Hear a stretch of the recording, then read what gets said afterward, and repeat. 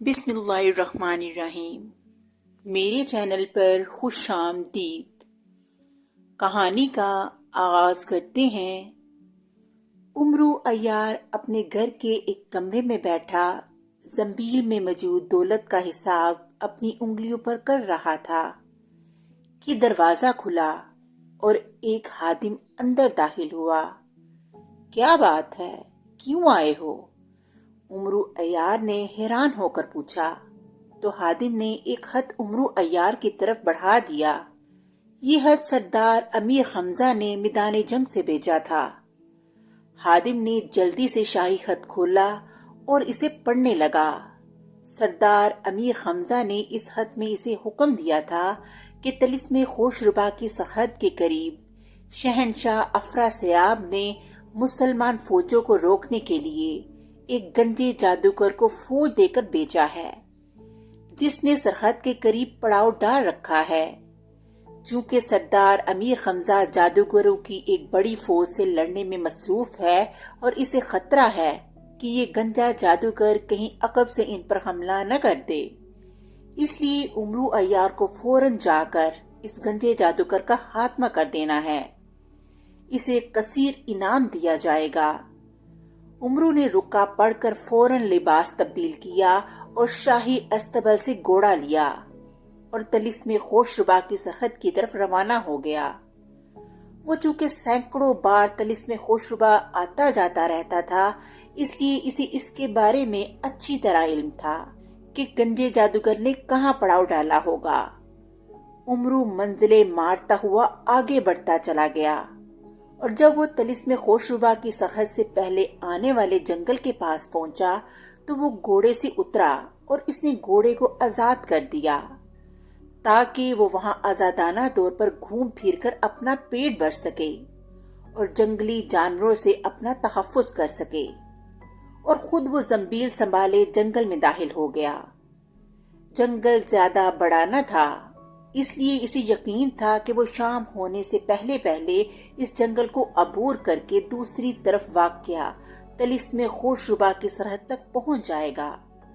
لیکن ابھی اس نے آدھا جنگل پار ہی کیا ہوگا کہ اچانک جنگل کے درمیان بنے ہوئے ایک بڑے سے محل نما مکان کو دیکھ کر ٹھٹک کر رہ گیا۔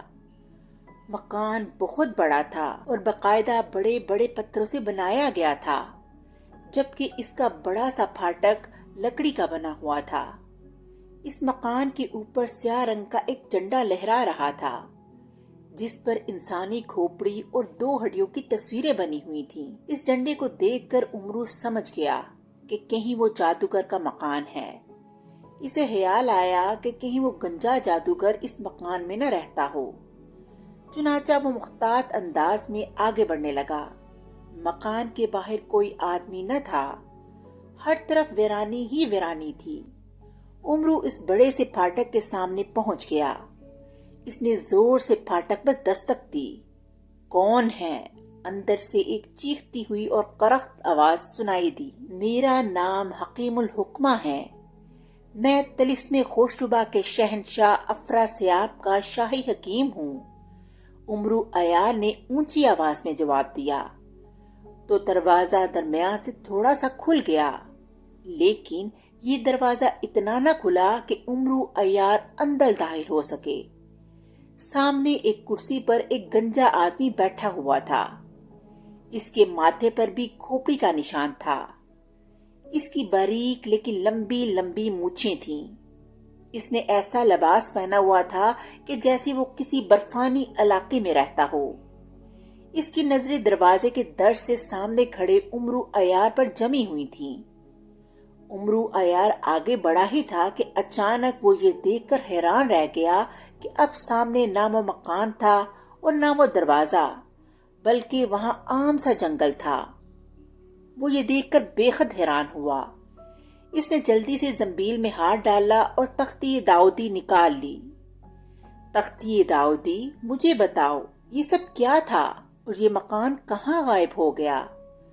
عمرو نے تختی داؤدی کو ہاتھ میں لیتے ہوئے کہا تو تختی داؤدی پر فوراً ایک تحریر ابھر آئی۔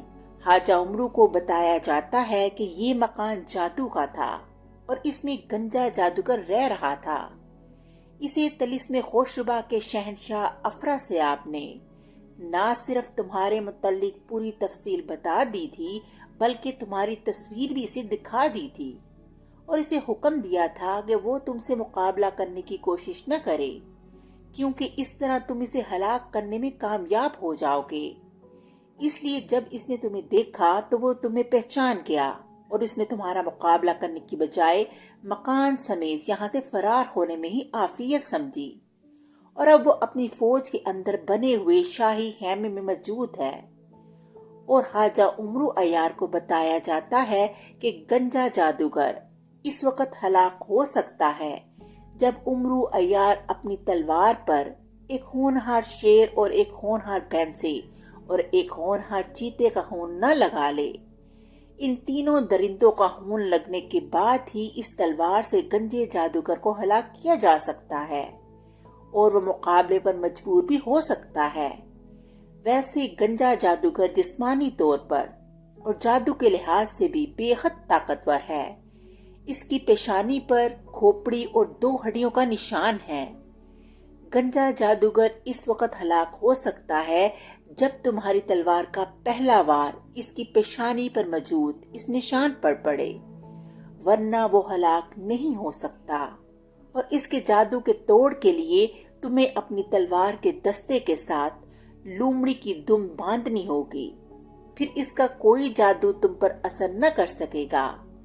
लेकिन अगर तुम्हारी तलवार का पहला वार इस गंजे जादूगर के पेशानी पर मौजूद निशान पर न लग सके तो फिर तुम खुद हलाक हो जाओगे।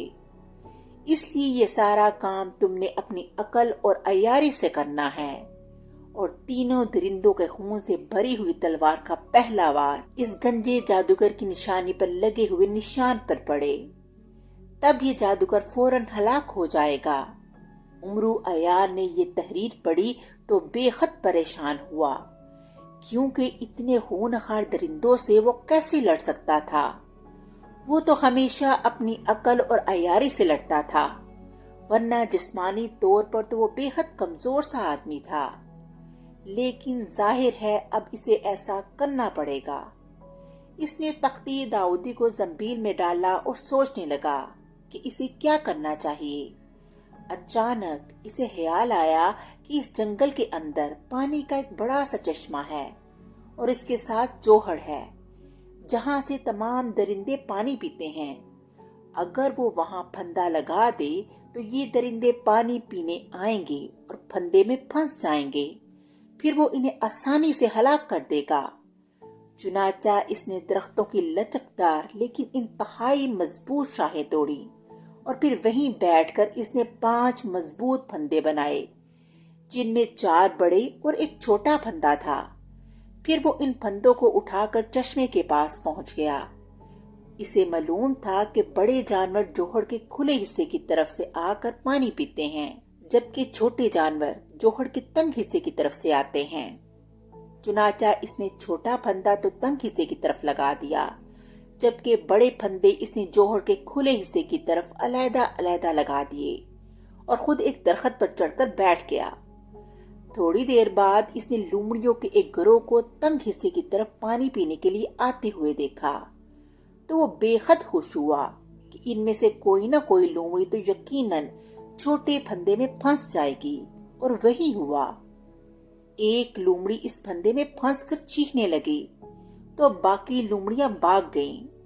उमरू अय्यार फौरन नीचे उतरा और दौड़ता हुआ इस फंदे में फंसी लोमड़ी की तरफ बढ़ गया। इसने तेजी से तलवार खींची और इस लोमड़ी को हलाक कर दिया। फिर इसने इसकी दुम काटी और इसे अपनी तलवार के दस्ते से बांध दिया और एक बार फिर वापस जाकर दरख्त पर चढ़कर बैठ गया। थोड़ी देर बाद 4 भैंसे पानी पीने आए तो इनमें से एक भैंसा बड़े फंदे में फंस गया। इसने निकलने के लिए बड़ा जोर लगाया, लेकिन निकल न सका। जब बाकी भैंसे भाग गए तो उमरू अय्यार दरख्त से नीचे उतरा और इसने फंदे में फंसे हुए भैंसे की गर्दन तलवार से काट डाली। इस तरह इसका खून इसकी तलवार पर लग गया। थोड़ी देर बाद एक चीता भी इस तरह फंदे में फंस गया और उमरू अय्यार ने इसे भी हलाक कर दिया।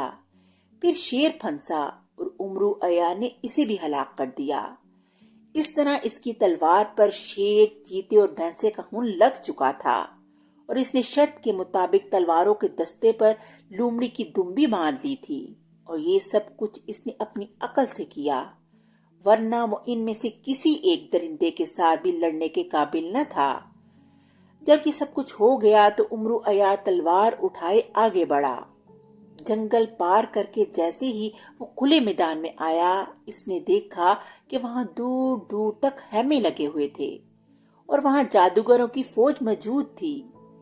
दरमियान में एक बड़ा सा हैमा था जिस पर वही स्याह रंग का झंडा लहरा रहा था, जिस पर खोपड़ी और हड्डियों का निशान मौजूद था। उमरू अय्यार समझ गया कि यही इस गंजे जादूगर का हैमा है। वो जैसे ही फौज के करीब पहुंचा, बेशुमार जादूगर तलवार लहराते हुए इकट्ठे होकर इसकी तरफ लपके। खबरदार, रुक जाओ, मेरा नाम उमरू अय्यार है। मेरा मुकाबला सिर्फ गंजे जादूगर से हो सकता है, उमरू अय्यार ने चीखते हुए कहा। तो सारे जादूगर रुक गए। इसी लम्हे इस झंडे वाले हैमे का दरवाजा खुला और वही गंजा जादूगर बाहर निकल आया। इसके हाथ में एक बड़ी सी खौफनाक तलवार थी। आखिरकार तुम्हारी मौत तुम्हें यहाँ खींच ही लाई उमरू अय्यार, इस गंजे जादूगर ने बाहर आकर चीखते हुए कहा। ये तो अल्लाह ताला जानता है कि किसकी मौत आई है, लेकिन तुम जैसा बुज़दिल जादूगर मैंने पहले कभी नहीं देखा, जो मुझ जैसे कमजोर से आदमी को देखकर खौफ से फरार हो जाए। उमरू अय्यार ने कहा, ऐसा मैंने शहंशाह अफरासियाब के हुक्म पर किया था, वरना तुम जैसे मच्छर को तो मैं सिर्फ फूंक मार कर उड़ा दूं। गंजे जादूगर ने चीखते हुए कहा।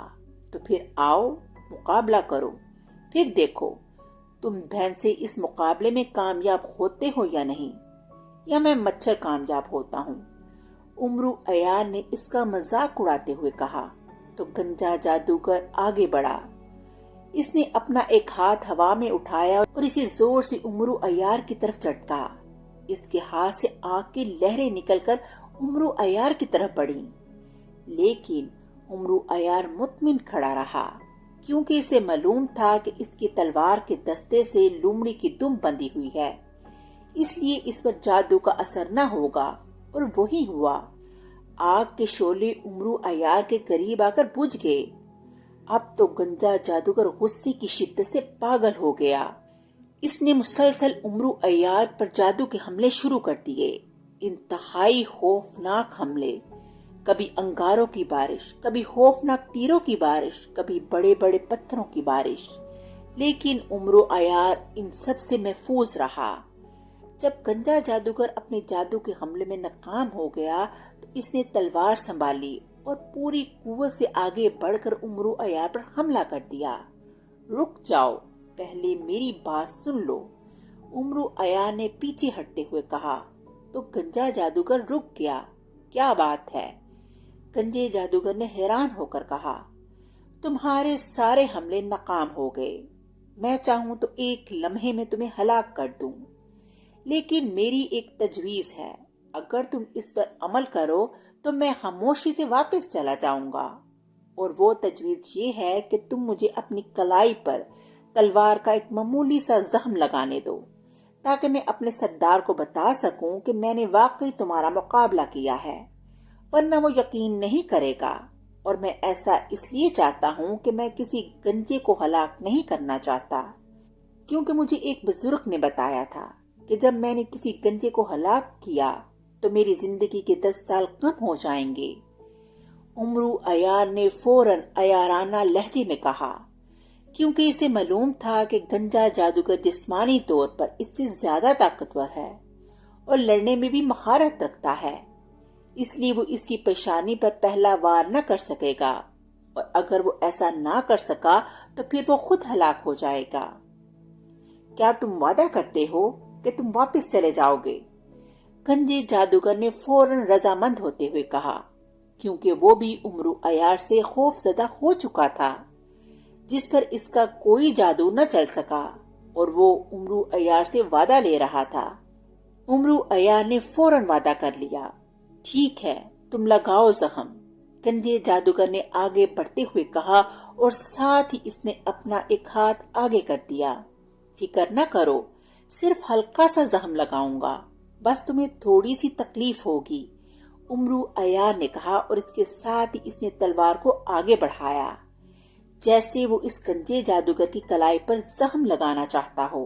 लेकिन फिर इसकी तलवार ठीक गंजे जादूगर की पेशानी पर मौजूद खोपड़ी और हड्डियों वाले निशान पर पड़ी और चूंकि तलवार पर भैंसे, शेर और चीते का खून लगा हुआ था, इसलिए जैसे ही तलवार इस निशान पर पड़ी, गंजा जादूगर पूरी तरह चीखता हुआ नीचे गिरा और चंद लम्हे तड़पने के बाद हलाक हो गया।